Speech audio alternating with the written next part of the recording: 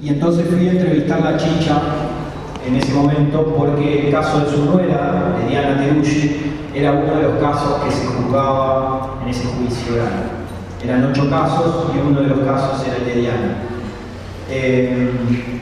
En los minutos antes, previos a esa entrevista, charlábamos con Chicha. Yo la conocía y la admiraba, por supuesto, pero no la vi, no había conversado con ella nunca. Y cuando le dije mi apellido, ella me miró y me dijo: vos sos Barrera, los Barrera de Mendoza, porque yo le había dicho que mi familia paterna era de Mendoza, nacida en Mendoza. Y en ese momento nos enteramos, una cuestión un poco casual, un poco causal, tal vez, y era que su familia y la mía tenían unas ramas en común en el árbol genealógico, muy allá en el fondo de los tiempos, y que éramos familia lejana, pero que éramos familia, ni la suya ni la mía lo sabían. Mi viejo había estudiado, mi papá había estudiado acá estudió en La Plata, pero mi papá creció acá en Tandil. Mis abuelos después se mudaron acá en Tandil. Yo pasé muchísimos veranos acá y me traen hermosos recuerdos de esta ciudad. Y mi viejo había estudiado con Daniel Mariani, con el hijo de Chicha. Habían estudiado durante un semestre una materia, se juntaban todas las mañanas a leer juntos. Terminaban peleados porque empezaban a debatir sobre la posición que Argentina tenía en el comercio exterior en el mundo. Daniel era neoliberal en ese momento, tenía un, neoclásico se llamaba en ese momento, pero era de cuño liberal, y mi viejo ya era peronista. Entonces terminaban discutiendo y Daniel se iba enojado a la casa, era muy temperamental, y se iba enojado a la casa que vivía enfrente, en el mismo piso, en el departamento de enfrente. Y al otro día se estaban a seguir estudiando y volvían a discutir, y a las 2 horas estaban otra vez leyendo cada uno por su parte. A Daniel le decían mi viejo y los 2 compañeros de facultad que vivían con él el gorilín, porque era muy antiperonista. Esto es en el año 1972.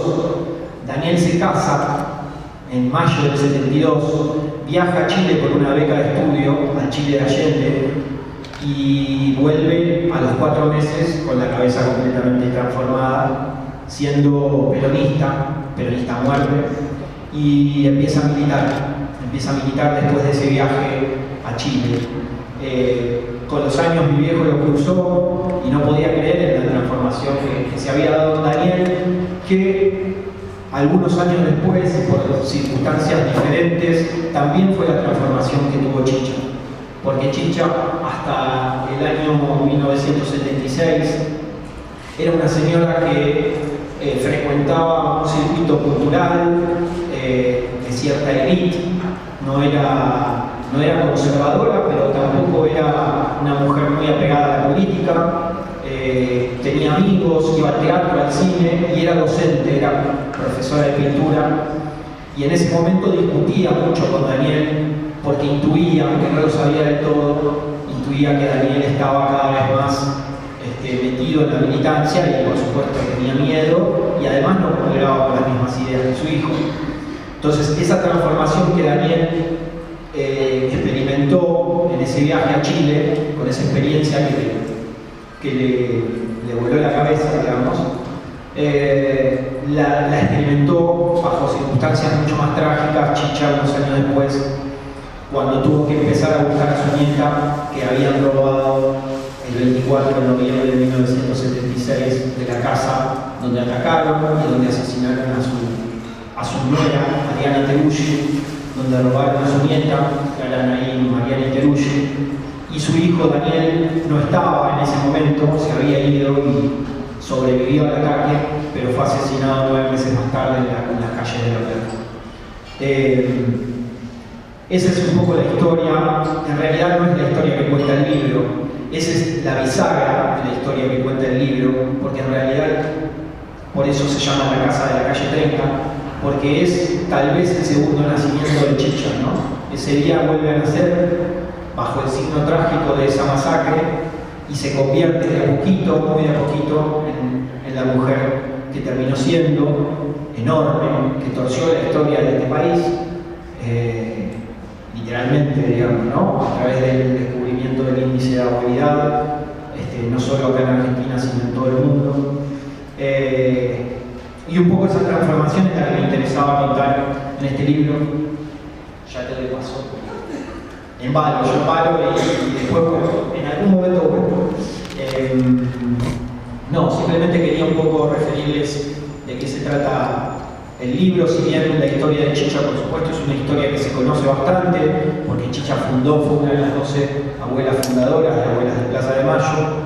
Sin embargo, me di cuenta cuando empecé a presentar el libro en distintos lugares del país, sobre todo la primera vez que lo presenté por allá por marzo de este año en Río Cuarto, en Córdoba, y conversé con un ex detenido, él había estado detenido durante la dictadura, y o sea que era una persona que, digamos, claramente estaba atravesada por la historia, atravesada en el cuerpo por la historia, ¿no?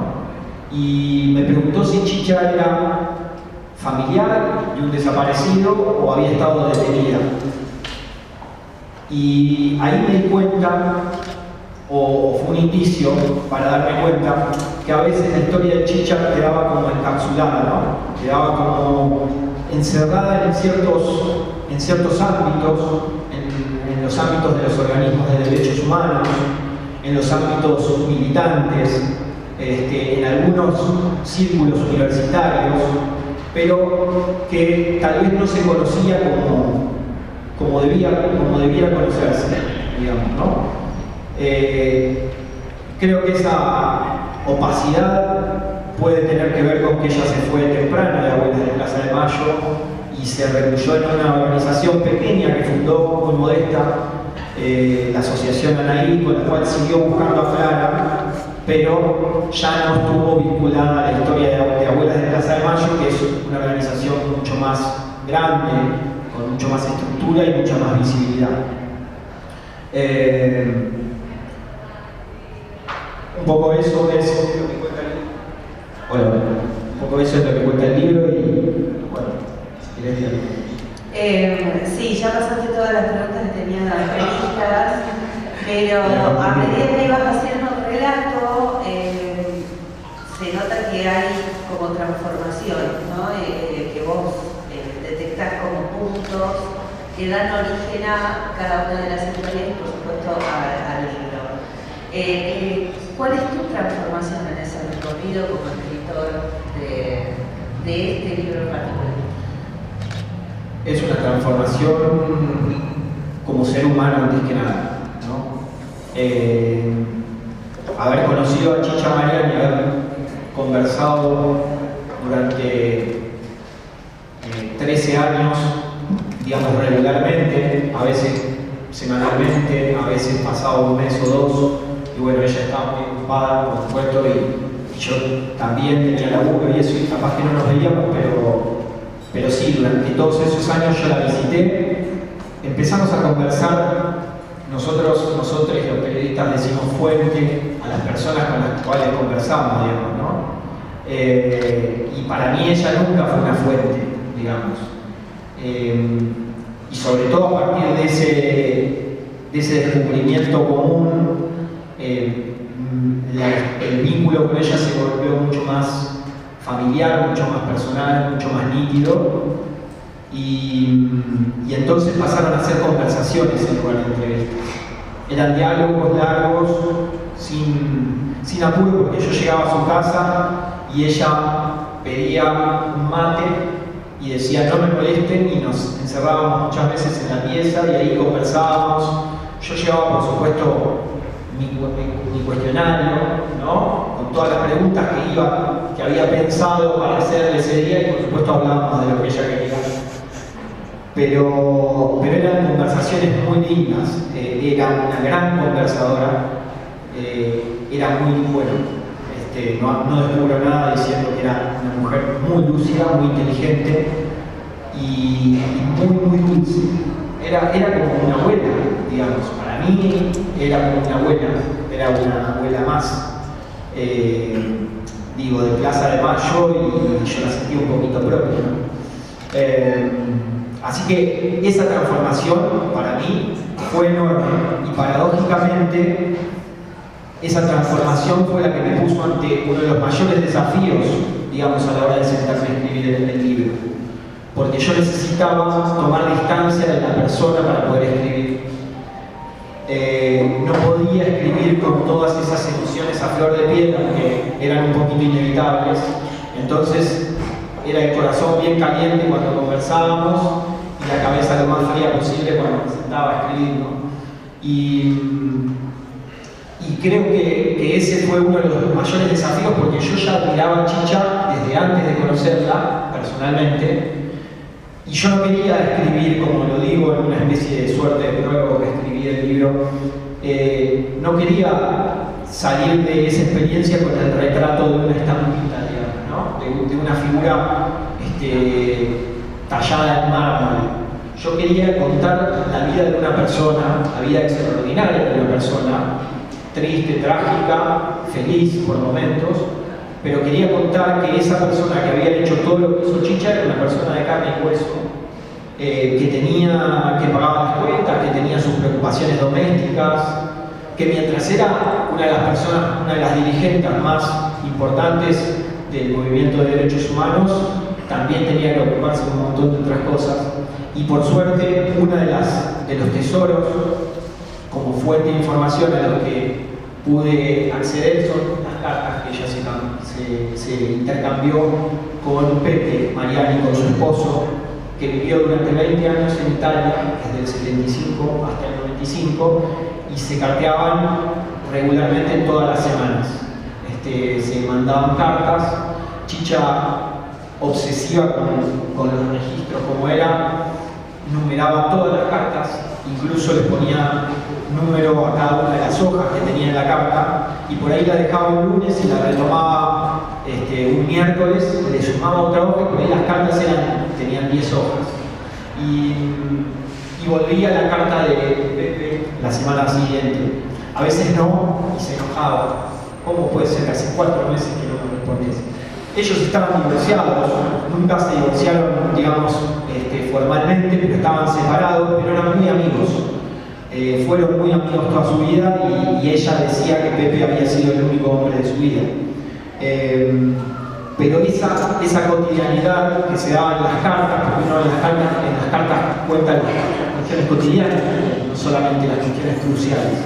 Entonces esa cotidianidad fue la que le permitió hacer algo que yo quería, que yo me propuse cuando fui a escribir el libro, y que es reconstruir la atmósfera, reconstruir la vida doméstica de Chicha, poder contar cómo era después de que salía todo el día, desde la mañana a los juzgados a preguntar por su nieta, que iba a la policía, que iba a los despachos de dirigentes políticos, y llegaba siempre a la noche, 8:30 de la noche, 9 de la noche, con todas las negativas de cada día, y qué hacía cuando cerraba la puerta de su casa, ¿no? Es difícil imaginarse eso, por más que uno intente ponerse en el lugar del otro, es difícil porque la atrocidad no se puede imaginar si uno no la vive en carne propia, pero a mí me interesaba poder reconstruir esos climas y contar que Chicha, además de la presidenta de Abuelas de Plaza de Mayo, había sido una señora que adoró a su nieta desde antes de que naciera, digamos, ¿no? Eso en las cartas se ve, y me pareció notable, porque solíamos escuchar a personas ruines decir que los nietos y las nietas desaparecidas eran un botín, y que esas señoras lucraban con los derechos humanos. Y el amor que Chicha sentía por Clara Anaí quedó cristalizado en las cartas desde mucho antes, desde que se enteró que Diana estaba embarazada. Y era prácticamente lo único en lo que pensaba en esos meses previos. Entonces, nada, esa reconstrucción de la vida cotidiana era algo que yo me propuse, porque sabía que el rol público que había cumplido Chicha ya estaba de alguna manera un poco contado. Y yo quería comentar. En esta objetivización que tuviste que hacer para poder escribir el libro y en este relato de la cotidianidad, ¿cómo se ve reflejado en el libro? Contanos un poco qué es lo que encuentra el lector y si querés pasamos ya a la lectura del fragmento que leíste. A ver, la cotidianidad. Chicha empezó en el año 1972 a escribir casi diariamente agendas. Toda una agenda pequeña, en tapas de cuero, donde había semanas que por ahí no escribía nada, pero había otras que llenaba de una letra muy chiquitita todos los renglones de la agenda y iba tachando con una línea las actividades que hacía. Y eso después se lo legó a sus investigadoras, porque a mí me contaban que cuando entraron se asustaban porque Chicha a las 6 de la mañana, ustedes saben que era incansable y que hasta que le dieron las fuerzas, digamos, se levantaba a las 7, 8 de la mañana y hacía todos los turnos, porque las investigadoras se turnaban. Venía la de mañana y después venía la de tarde. Ella se quedaba mañana y tarde y anotaba todas las actividades que había que hacer y cada una la tenía que ir tachando cuando la hacía. Entonces, claro, imprimía ese ritmo frenético de trabajo a las pibas, los pibes que laburaban con ella. Pero me fui. Decía que en esas agendas ella iba anotando todas las cuestiones. Yo me preocupé bastante por poder reconstruir su época como docente, ¿no? Hablé con varios de sus exalumnos y alumnas, porque Chicha, si bien no era una profesora, claramente no era una profesora de izquierda, ella dio clases durante varios años, desde el 62 hasta el 76, que renuncia después del ataque a la casa, y dio clases de historia del arte y ella anotaba en su agenda el nombre de cada uno de sus alumnos y anotaba características de sus alumnos. Se anotaba si era inquieto, si participaba. Entonces, muchos se sorprendían. De hecho, los entrevistados, los exalumnos, me decían: nosotros no podíamos creer que supiera el nombre de todos cuando se paraba en la puerta, no solamente de sus alumnos, sino de otros chicos que habían sido en años anteriores. Esa era un poco como la cuestión tan metódica que ella tenía y que después le sirvió, me parece a mí, para construir ese archivo de comunal que terminó haciendo. Pero lo que cierro con esto, la cuestión de la cotidianidad, yo creo que yo tuve la suerte que por ahí no tiene o no tuvo por ahí otro periodista o escritor o biógrafa que tiene que reconstruir la vida cotidiana, o al menos con esa ambición, ¿no?, de narrar atmósferas y narrar detalles. Me parece que a mí su propia obsesión con guardar hasta el último papelito fue lo que a mí me permitió, más allá de las entrevistas y las conversaciones con ella y con mucha gente de su entorno, fue la que me permitió a mí reconstruir de una manera bastante acabada, diría, todo lo que era esa vida cotidiana que acompañaba a la vida pública como presidenta de Abuelas.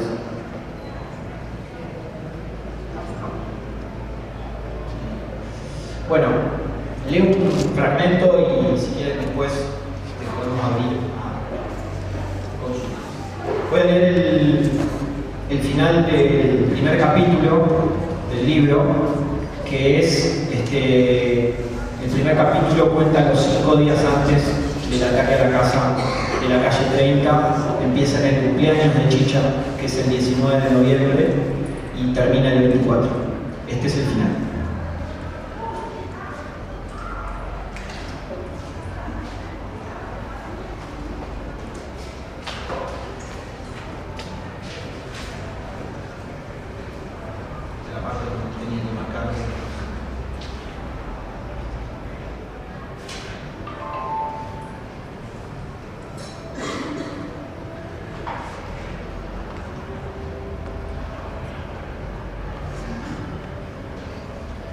el bulevar que Daniel tantas veces transitó durante su juventud, festoneado de fresnos y tilos, avanza hacia su casa la caravana de la muerte.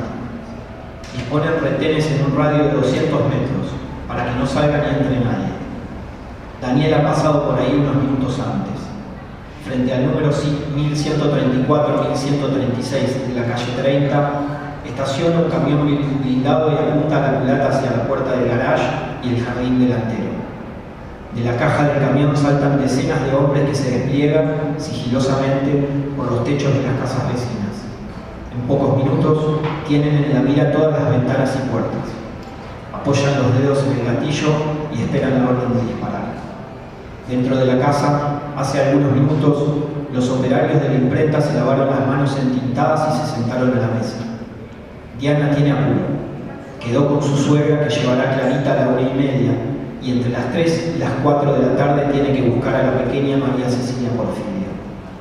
Entusiasmado por la visita de su hija, Abel tal vez propuso celebrar con un asado al día siguiente. Diana deja en la mesa la fuente de tallarines. En ese momento se oye un acople corto del megáfono al encenderse, como el chillido de una rata, y una voz metálica interrumpe el último almuerzo. A los de la vivienda de 30, número 1134, salgan con las manos en alto. Están totalmente rodeados por efectivos de las fuerzas conjuntas.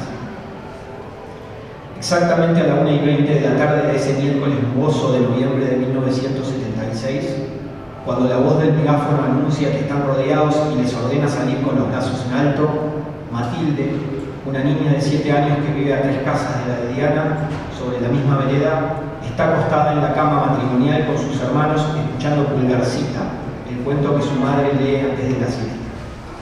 La mujer deja el libro, camina hasta la ventana y cuando descorre la cortina ve en los techos de enfrente decenas de uniformados armados hasta los dientes. A la vuelta de la casa de Matilde, en los fondos de una despensa de la calle 55 entre 29 y 30, Ana Sofía Penela de Sabando, hincha fanática de Boca, termina de servir para su esposo y su hijo Pedro un plato de albóndigas con arroz.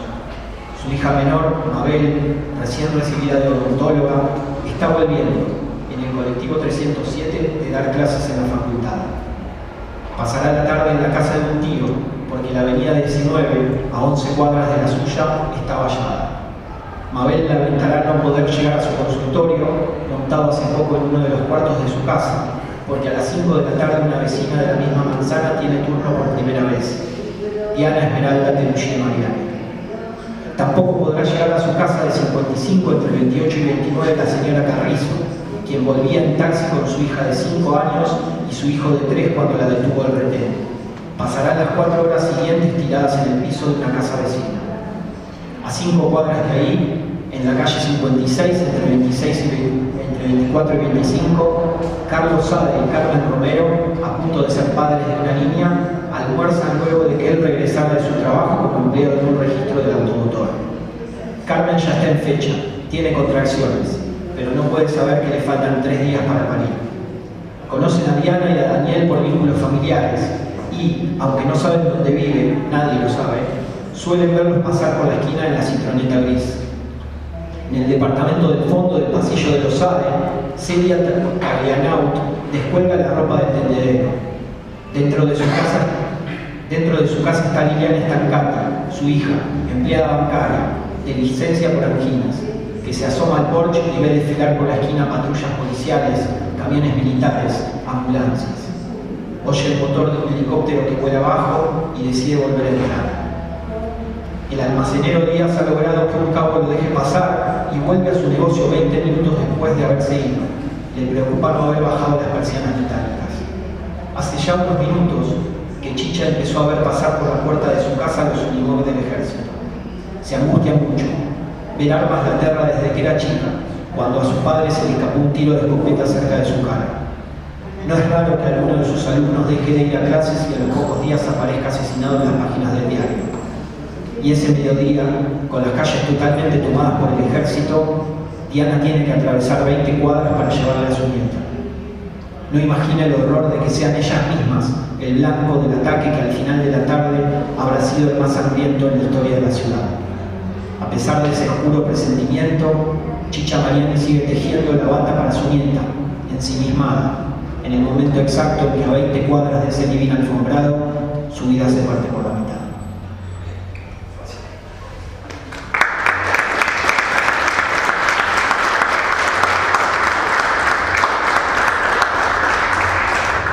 Bueno, la idea ahora es que si alguno de ustedes quiere hacer alguna consulta, pregunta, comentario, está abierto.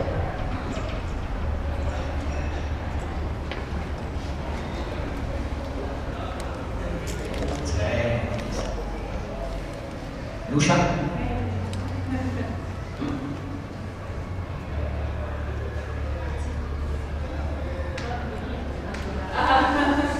¿Me vas a hacer una pregunta?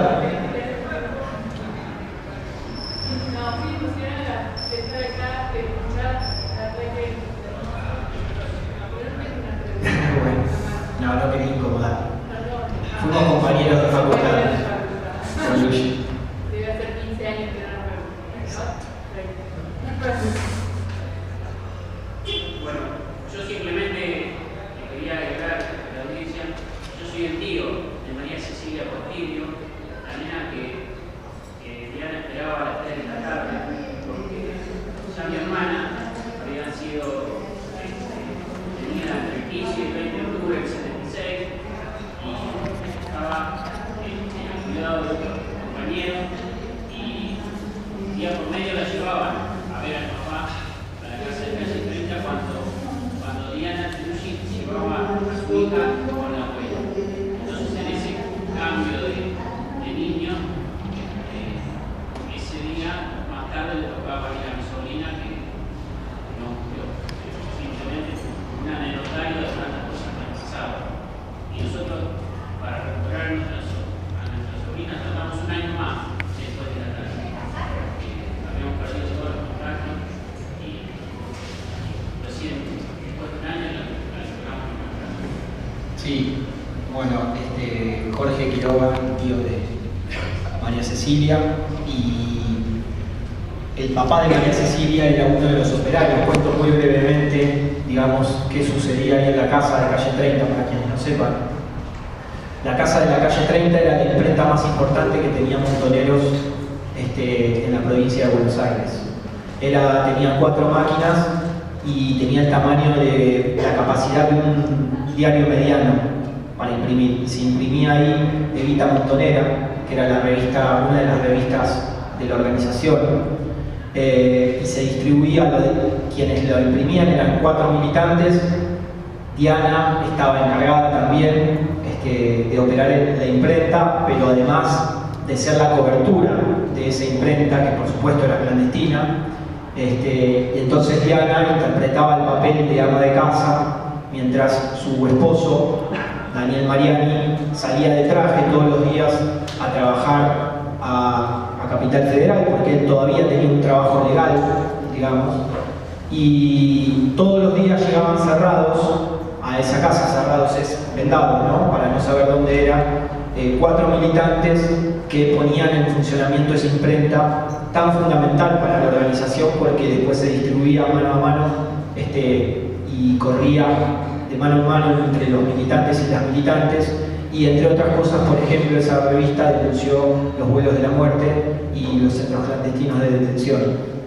Por eso, por supuesto que tanta hazaña en el ataque a la casa de calle 30, y un detalle no menor, se hizo a plena luz del día, a la tarde. No había ningún motivo para ocultar ese ataque y para mostrarle al barrio y a la ciudad el escarmiento para quienes osaban no solamente luchar o pelear por otro mundo posible, sino además contar el mundo horrible que estaban haciendo ellos. Y bueno, y Abel Porfirio era uno de los operarios de la imprenta, y como cuenta Jorge, cuando Clara Narí se iba a la casa de Chicha, llegaba la pequeñita María Cecilia, porque no podía ver 2 bebés en esa casa, entonces reemplazaba a Clara Narí en esa tarde y el papá podía estar con ella. Gracias, Jorge. Sí. Sí, quería preguntar si esta oportunidad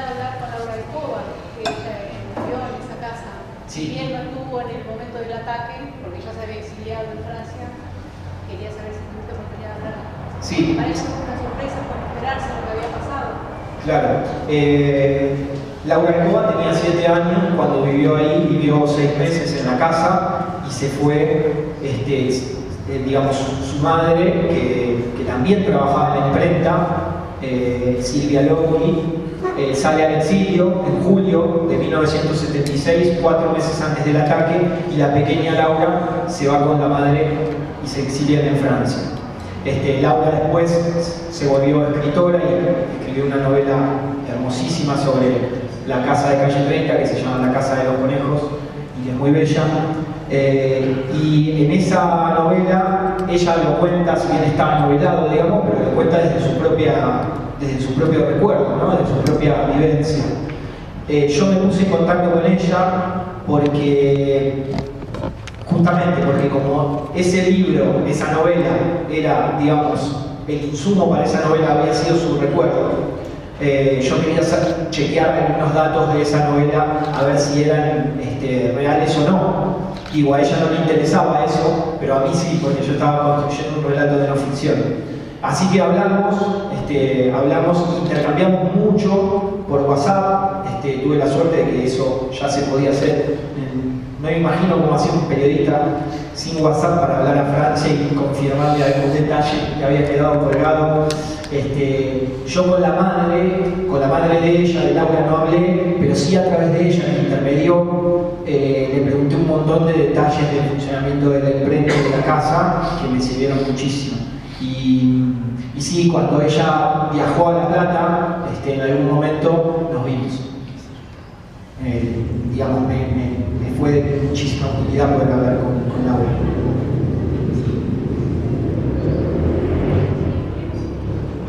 Y otra pregunta te hago, en relación a Chicha Mariani, viste que en un momento dado apareció una nieta que decía que era Clara Laí. ¿Vos hablaste con ella sobre ese tema? ¿Cómo quedó ella después de ese episodio?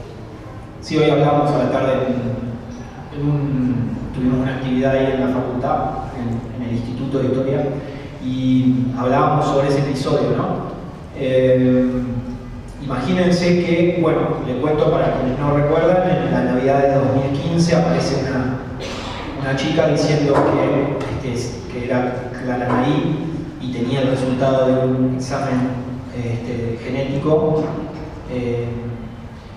Tenía el resultado de un examen supuestamente positivo, eso nunca se investigó cómo fue que ella tuvo ese examen y si realmente la veracidad de ese resultado. Simplemente se descartó que ella fuera Clara Laí con un nuevo estudio de sangre, de cruzamiento en el Banco Nacional de Datos Genéticos. Y ella quedó, imagínense, para chicha, ¿no? Lo que fue, o sea, una vida buscándola, creer que la había encontrado y tener que convencerse de que no era. A partir de ese momento yo la encontré mucho más recostada en la cama. Ella a veces, nosotros siempre hablábamos en el living, conversábamos en el living, y a partir de ese día, no sé si ese día exactamente, pero de esas semanas ella empezó a estar más en su cama y charlábamos en la pieza. Eso fue un síntoma claro.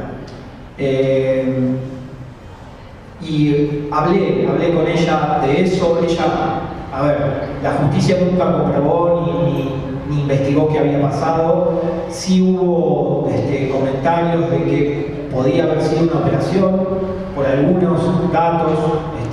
Quien la envía a ella a hacerse el estudio a un laboratorio de Córdoba era la prima del intendente de la localidad donde vivía, que era un intendente de Cambiemos, y la envió al laboratorio que estaba en Córdoba, que dirigía una persona que había concursado para ser director del Banco Nacional de Datos Genéticos y había perdido. Es decir, hay indicios o hay elementos que permiten al menos sospechar con la posibilidad de alguna operación, ¿no? Y de desprestigiar al banco, de paso, ¿no? Pero bueno, la verdad es que nunca la justicia terminó de investigarlo. Y fue un episodio que para Chicha, por supuesto, que fue muy doloroso. pero que yo creía, estaba convencido que había que contarlo. A pesar de que ciertas personas de la asociación me decían, bueno, pero ¿te parece contar eso porque es muy triste? Y la verdad es que yo no, digamos, si yo iba a contar la historia de Chicha no podía contar eso, no podía hacer como si no hubiera existido. Entonces, bueno, lo reconstruí y lo cuento ahí también.